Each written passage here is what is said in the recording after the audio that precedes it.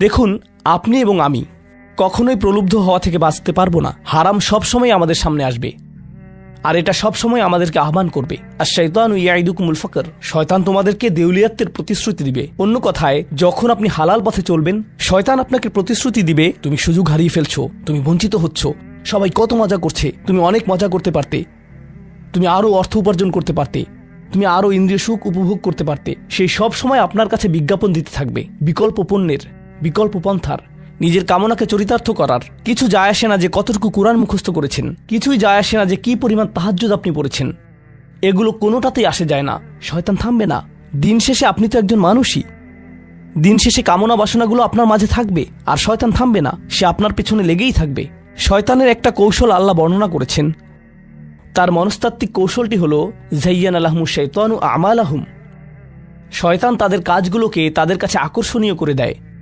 শয়তান আপনার কাছে আসবে, আপনাকে প্রলুব্ধ করবে। তখন আপনি বলবেন, হ্যাঁ এটা খারাপ, কিন্তু আমি তো অনেক ভালো কাজও করি।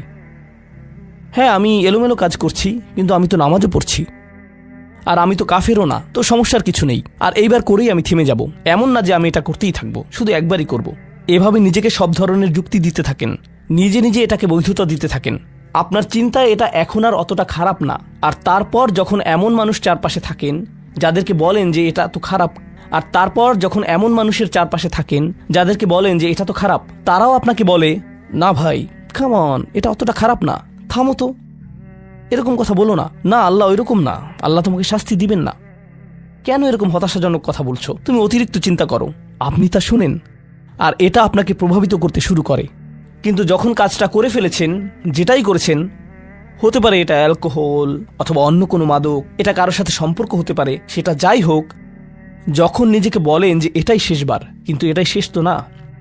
কারণ যখনই কাজটা ঘটে যায় আর কয়েকদিনের মধ্যে অনুশোচনাও কেটে যায়, তখন মোবাইলে আরেকটা মেসেজ চলে আসে, তারপর আরেকটা দাওয়াত আসে, তারপর আপনি বলেন না এটাই শেষবার, আবারও সেই চক্রে আটকে যান, আর আবারও সেটা করেন, আর তা করতেই থাকেন। শয়তান ঠিক এটাই চেয়েছিল। মানুষ এই চক্র বন্ধ করতে পারে, আল্লাহর প্রতি নিবিষ্ট হয়ে বলতে পারে, ইয়া আল্লাহ, আমার বন্ধুরা কি বলছে তাতে কিছু যায় আসে না, শয়তান কি ওয়াসওয়াসা দিচ্ছে তাতে কিছু যায় আসে না, কতবার এই বিভৎস চক্রে আটকা পড়েছি তাতে কিছু যায় আসে না।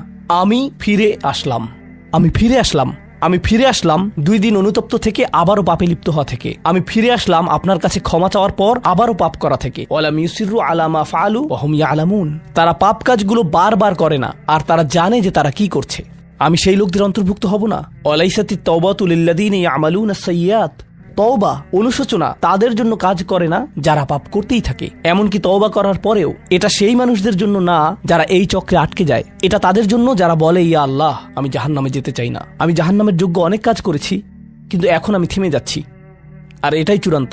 তারা হলেন আল্লাহর কাছে বিশেষ মানুষ, কারণ আল্লাহ জানেন এটা কতটা প্রলুব্ধকারী ছিল, আল্লাহ জানেন সেই আসক্তি কতটা শক্তিশালী ছিল, আল্লাহ জানেন পাপের কত গভীরে আপনি ছিলেন, আল্লাহ জানেন আপনার উপর শয়তানের সেই দীর্ঘ নিয়ন্ত্রণের কথা, আর আপনি সেই নিয়ন্ত্রণ ভঙ্গ করতে এবং আল্লাহর কাছে ফিরে আসতে সক্ষম হয়েছেন। আল্লাহর পথে আপনার এই যাত্রা অন্য মানুষের তুলনায় অনেক কঠিন। আপনার সামনের প্রলোভনগুলো অনেক শক্তিশালী, আপনার প্রতি অভিকর্ষের টানটি অনেক বেশি শক্তিশালী, আর এর সাথে লড়াই করে যেহেতু আল্লাহর কাছে এসেছেন, তাই আপনি বিশেষ মর্যাদা সম্পন্ন। এটা মনে করবেন না যে আমি তাহাজ্জুদ পড়ি না তাই আমি অতটা ভালো না, অথবা আমি আরবি জানি না, বা আমি এখনো সম্পূর্ণ কোরআন পাঠ করিনি, আর আমি তাজবিদের নিয়মগুলো জানি না। না না না না না, আপনার বিশেষত্ব এজন্য না যে আপনি 17 বার হজ করেছেন। আপনার জ্ঞান এবং ইবাদতের জন্য আপনি আল্লাহর কাছে বিশেষ না, আপনি আল্লাহর কাছে বিশেষ মর্যাদা সম্পন্ন, কারণ আপনি পাপ থেকে বেরিয়ে এসেছেন, আর আপনি শুধু তার ভয়েই ভীত। এটাই আপনাকে আল্লাহর কাছে বিশেষ মর্যাদা সম্পন্ন করে। তাই আপনিও ইবাদুর রহমান। তো এখান থেকে আল্লাহ আমাদেরকে সম্পূর্ণ বিপরীত দিকে নিয়ে যাচ্ছেন। এই প্রত্যেক শ্রেণী সম্পর্কে চিন্তা করুন, কিভাবে এগুলো আপনার সাথে প্রাসঙ্গিক, কিভাবে আপনি আল্লাহর কাছে বিশেষ মর্যাদা সম্পন্ন হতে চান, কিভাবে আপনি আল্লাহর নৈকট্য পেতে চান, কিভাবে আমি আল্লাহর নৈকট্য পেতে চাই। আমাদের কাছে এটা আসলে কতটা মূল্যবান। পাপ হলো এক প্রকারের ভালোবাসা। আমরা এর মোহে পড়ে যাই, আমরা এতে আসক্ত হয়ে যাই। আর এই অনুচ্ছেদটি আসলে ভালোবাসার একটা প্রতিযোগিতা, কারণ আপনি ইন্দ্রিয় সুখ ভালোবাসেন, আপনি এই পাপগুলোকে ভালোবাসেন, আর আপনি তা ছাড়তে চান না, কারণ এতে আপনার সুখানুভূতি নষ্ট হবে। আর অন্যদিকে আল্লাহ বলছেন, আমি আমার নিজের দ্বারা সেই সুখকে প্রতিস্থাপন করে দিব, আমি এটাকে আমার নৈকট্য দ্বারা প্রতিস্থাপন করে দিব। আল্লাহ এই সুযোগ দিয়েছেন। আপনার নিজেকে এই সমীকরণের আলোকে সিদ্ধান্ত নিতে হবে। আপনি এই পরিস্থিতিতে পড়বেন, অন্য কেউ জানবে না, কেউ জানবে না যে আপনার মাথায় কি সংগ্রাম চলছে, কেউ জানবে না, শুধু আল্লাহ জানবেন। আর প্রসঙ্গক্রমে উদাহরণস্বরূপ আপনাদের কেউ কেউ যখন হারাম সম্পর্কে জড়ান, নিশ্চিত বলছি না, আপনাদেরকে অভিযুক্ত করছি না, কোনো মানুষ, আপনারা না, কোনো মানুষ যাদেরকে আপনারা চিনেন, তারা হয়তো অনৈতিক সম্পর্কে জড়িত, আর আপনি তা থেকে বের হতে চাচ্ছেন। তো আপনি এই আলোচনা শুনে তাকে মেসেজ দিলেন, আমি আর এটা করতে পারবো না। সে উত্তর দিল, তুমি কি আমাকে ভালোবাসো না? তুমি এখন আমাকে ঘৃণা করো? তুমি কি মনে করো যে আমি তোমার জাহান্নামে যাবার কারণ? আমি কি এতটাই খারাপ? এখন আপনি বলছেন, না তুমি অতটা খারাপ না, না আমি তোমাকে ভালোবাসি, তুমি মোটেই খারাপ না, তুমি অনেক ভালো।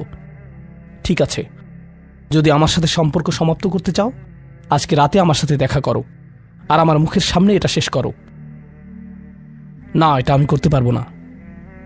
ঠিক আছে, তুমি আমাকে ঘৃণাই করো। আচ্ছা ঠিক আছে, আমি আসছি।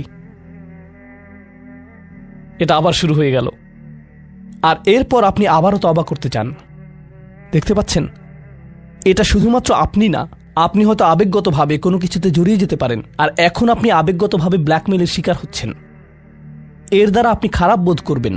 আপনাকে এর বিরুদ্ধে যুদ্ধ করতে হবে, আপনাকে এটা অবদমন করতে হবে, আর আপনাকে উপলব্ধি করতে হবে যে আপনি হয়তো কাউকে হতাশ করছেন, কিন্তু আল্লাহকে সন্তুষ্ট করছেন। আর আপনি এটা শুধু নিজের জন্যই করছেন না, বরং এটা ওই মেয়ের জন্যও করছেন, বা ওই ছেলের জন্যও করছেন যে আপনার মেসেজের জবাব দিচ্ছে। সে আল্লাহর সামনে দাঁড়াবে এটাও আপনি চান না। আপনি যদি তাকে আসলেই ভালোবাসেন, শুধুমাত্র যদি তাকে কামনা না করেন, বরং তাকে ভালোবাসেন, তাহলে আপনি তাকেও রক্ষা করতে চাইবেন। তো এখন আমরা খুবই অপ্রত্যাশিত স্থানে চলে যাচ্ছি। আল্লাহর কাছে আরও কে বিশেষ মর্যাদা সম্পন্ন? আল্লাযীনা ইযা আনফাকু লাম ইউসরিফু ওয়া লাম ইয়াকতুরু ওয়া কানা বাইনা যালিকা কওয়ামা। এই মানুষেরা যখন তারা অর্থ ব্যয় করে, তারা সকল অর্থ উড়িয়ে দেন না, তারা অতিরিক্ত খরচ করেন না, আর তারা কৃপণও নয়। তারা অনেক বেশি খরচ করেন না, আর তারা অনেক কমও খরচ করেন না। তাদের বাজেট ভারসাম্যপূর্ণ। বাজেটের সাথে আল্লাহর নৈকট্যের সম্পর্ক কি? সম্পর্ক রয়েছে, কারণ আল্লাযীনা ফি আমওয়ালিহিম হাক্কুন মালুম, তাদের অর্থে অন্যদের অধিকার রয়েছে যা সুবিদিত। আপনার পিতামাতার অর্থনৈতিক সহায়তা প্রয়োজন, আপনার সন্তান, আপনার ভাই বোন, আপনার স্ত্রীর প্রয়োজন, এমন অনেক ক্ষেত্র রয়েছে যার জন্য আপনার অর্থ প্রয়োজন। কিন্তু যখন আপনি প্রয়োজনহীন জিনিসে আসক্ত হয়ে পড়েন, আর আপনার অর্থ যখন ব্যয় হয় সিনেমার পর সিনেমা, সিনেমার পর সিনেমায়, সাবস্ক্রিপশনের পর সাবস্ক্রিপশনে, গেমের পর গেম, এরপর গেমে, গাড়ির জন্য নতুন যন্ত্রাংশ কেনার পেছনে, যেই চাকা দেখতে উল্টো দিকে ঘূর্ণায়মান, তার প্রয়োজন আপনার নেই। সেগুলো আপনি দেখবেন না যখন আপনি গাড়ি চালাবেন, সেটা অন্য কেউ দেখবে। এগুলো ঘুরবে অন্য কারোর জন্য, আপনার জন্য না। যন্ত্রাংশ অথবা ডিভাইস। আপনি নতুন আইফোন ছাড়াও বেঁচে থাকবেন, এতে কোনো ক্ষতি হবে না। স্যামসাং যদিও কিছুটা বিপজ্জনক, তারপরও অনেক বোনেরা পার্স অথবা ব্যাগের জন্য এমনটা করেন। ও আল্লাহ, এই ব্যাগগুলোর কোনোটার দাম কয়েক লাখ টাকা। বলছি না যে আপনি এগুলোর কোনোটাই কিনতে পারবেন না, কিন্তু আল্লাহ বলছেন ঠিক আছে খরচ করো, কিন্তু অতিরিক্ত খরচ করো না। আপনাদের কারো কারো জন্য আবার সবচেয়ে খুশির বিষয় হলো টাকা ধরে রাখা। আপনি স্ত্রীকে সাথে নিয়ে সুপার শপে গিয়েছেন, তিনি এক প্যাকেট দুধ নিলেন। আমাদেরকে এত বেশি দুধ প্রয়োজন, ছোট প্যাকেট নিতে পারো না? ডিসকাউন্টের জন্য অপেক্ষা করতে পারো না? এটা দুধ, এটা ডিম, এগুলো নিয়ে কৃপণতা না করলে হয় না? এমন মানুষ রয়েছে যারা প্রাপ্য মানুষদের টাকা ধরে রাখে। আপনার সন্তানদের অর্থ প্রয়োজন, তাদের চলার জন্য কিছুটা পকেট খরচ প্রয়োজন, আপনার স্ত্রীর কিছুটা অর্থ প্রয়োজন। যদি তিনি গৃহ ব্যবস্থাপনার দায়িত্বে থাকেন আর তিনি নিজে উপার্জন না করেন, আর তিনি আপনার কাছে বলেন আমি কি 500 টাকা পেতে পারি? কিসের জন্য তোমার টাকা প্রয়োজন? আমাকে সম্পূর্ণ প্রতিবেদন প্রদান করবে, সকল রিসিট দেখাবে। দাঁড়ান, 1 মিনিট থামুন। এটা লাম ইয়াকতুরু, এটা আপনার জন্য চ্যালেঞ্জ হতে পারে। আপনি যদি আল্লাহর নৈকট্য লাভ করতে চান, আপনার পরিবারের খাবারের প্রসঙ্গ আসলে তাদেরকে জঞ্জালের মতো বিবেচনা করবেন না। আপনার জন্য সর্বোত্তম খরচের খাত হলো আপনার পরিবার। নিজের পরিবারের সাথে এরকম খারাপ আচরণ করবেন না, কিন্তু অতিরিক্ত খরচও করবেন না। অন্যরা এমন আছে যারা টাকা উড়ায়। আল্লাহ হয়তো আপনাকে কিছুটা অর্থ দিয়েছেন, আর আপনি আপনার 16 বছরের সন্তানকে BMW কিনে দিলেন যাতে সে রাস্তার পাশে লাগিয়ে দিয়ে অ্যাক্সিডেন্ট করতে পারে, আর তারপর তাকে আরেকটা কিনে দিলেন। না না না, আপনি এমনটাও করতে পারবেন না। লাম ইউসরিফু ওয়া লাম ইয়াকতুরু ওয়া কানা বাইনা যালিকা কওয়ামা। তারা একটি ন্যায্য ভারসাম্যপূর্ণ পন্থা অবলম্বন করে এই দুই অবস্থার মাঝে অবস্থানের জন্য। পরবর্তী গুণটি আমার প্রিয়, মনোযোগ দিয়ে শুনুন। এরা সবাই একটি শ্রেণী, ওয়াল্লাযীনা লা ইয়াদউনা মা'আল্লাহি ইলাহান আখার ওয়া লা ইয়াকতুলুনা আন-নাফসা আল্লাতী হারামাল্লাহু ইল্লা বিল হক ওয়া লা ইয়াজনুন ওয়া মান ইয়াফআল যালিকা ইয়ালকা আসামা। তারা আল্লাহর পাশাপাশি অন্য কোনো উপাস্যের কাছে প্রার্থনা করে না, আর আল্লাহর পাশাপাশি অন্য কোনো উপাস্যের কাছে প্রার্থনা না করা অবস্থায় তারা কাউকে হত্যা করে না এবং তারা ব্যভিচারে লিপ্ত হয় না। তিনটি বিষয়, তারা আল্লাহ ছাড়া কারো কাছে প্রার্থনা করে না, এর সাথে রয়েছে তারা হত্যা করে না এবং তারা ব্যভিচার করে না। তিনটি বিষয় একসাথে। এটা তো অসাধারণ কোনো অর্জন নয়। কেউ বলতে পারে যে হ্যাঁ, আমি তো তালিকায় এসে পড়েছি, আমি কাউকে হত্যা করিনি। কিন্তু জানেন কেন এটা বৈশিষ্ট্যসূচক? কারণ এই বিষয়গুলো খুবই প্রাথমিক স্তরের, তাই না? অন্য অনেক কবিরা গুনাহ রয়েছে, কিন্তু আল্লাহ বলছেন যে তোমরা আল্লাহর কাছে বিশেষ মর্যাদার অধিকারী হতে পারবে যদি তোমরা শুধু এটুকু করো। কেন এটা বিশেষ মর্যাদাপূর্ণ? মক্কার মানুষদের কথা চিন্তা করুন, সেই সমাজের কথা চিন্তা করুন যার মাঝে কোরআন এসেছিল। সেই মানুষগুলো হাজার বছর ধরে শিরকে লিপ্ত ছিল। হত্যা তাদের কাছে সাধারণ বিষয়ে পরিণত হয়েছিল, জিনা কোনো বিষয়ই ছিল না। আর এগুলো বড় বিষয় ছিল না তাদের পূর্বপুরুষ অথবা তাদের পূর্বপুরুষ অথবা তাদের পূর্বপুরুষের কাছে। এগুলো ছিল জীবনেরই অংশ। জীবন ছিল গ্যাংস্টারের মতো। আর যখন তারা এই সকল কিছু ছেড়ে আল্লাহর কাছে আসলো, তাদের পরিবারকে বলেছিল যে ও তুমি তো এখন মুসলিম, কংগ্রাচুলেশনস। তাদেরকে সকল ধরনের বিভৎস অভিজ্ঞতার সম্মুখীন হতে হয়েছিল, তাদের প্রিয় মানুষদের কাছ থেকে, তাদের সমাজ থেকে, তাদের বন্ধু বান্ধবদের কাছ থেকে, কারণ তারা সেই অপরাধগুলো ত্যাগ করেছিলেন, তাই না? কিছু মানুষের জন্য শুধুমাত্র ঈমান গ্রহণ করা, শুধুমাত্র অপরাধী জীবন থেকে বেরিয়ে আসা, শুধুমাত্র জিনা থেকে বেরিয়ে আসা ছিল এতটাই বড়। আপনারা যারা সম্মানিত পরিবারে বেড়ে উঠেছেন, পরিশুদ্ধ পরিবেশের মাঝে ছিলেন, আপনার জন্য সেই ধরনের বিপত্তিতে না পড়াটা সহজ অথবা সহজতর। এখনকার সময়ে যে কোনো কিছুই সহজ, কিন্তু আপনাদের যারা অমুসলিম অবস্থা থেকে এসেছেন, আপনি চারপাশে অপরাধ সংঘটিত হতে দেখেছেন, আপনি চারপাশে মাদকের আসর দেখেছেন, আপনি চারপাশে নারী লিপ্সা দেখেছেন, প্রত্যেক সাপ্তাহিক ছুটির দিনই ক্লাবে যেতেন, আর তারপর আপনি আল্লাহর পথে আসলেন, আপনি ঈমান গ্রহণ করলেন। সেই জীবন থেকে আপনার এই যাত্রাটি ছিল বিশাল এক যাত্রা, আর আল্লাহ এটা স্বীকার করেছেন এবং বলেছেন যে এটা বেশ বড় ব্যাপার যে কিছু মানুষ এমনটা করেছে। শুধু এই বিবেচনায় তারা বিশেষ মর্যাদাময়, তারা অন্য কিছু জানে না, তাদের ব্যাপক কোনো জ্ঞান নেই, কিন্তু মূল বিষয় হলো তারা আল্লাহর সন্তুষ্টির জন্য হিজরত করেছেন, তারা সেই বড় পাপগুলো থেকে আল্লাহর অভিমুখে যাত্রা করেছেন। এটা অবিশ্বাস্য। কিন্তু এই আয়াতগুলোতে আল্লাহর করুণা এখনো সমাপ্ত হয়নি। প্রথমত সেই তিনটি বিষয় যা আমি উল্লেখ করেছি, শিরক বা আল্লাহ সম্পর্কে অশ্রদ্ধা প্রদর্শন করা, হত্যা এবং ব্যভিচার, এগুলো অনেক বড় পাপ। তো আল্লাহ কি বলছেন?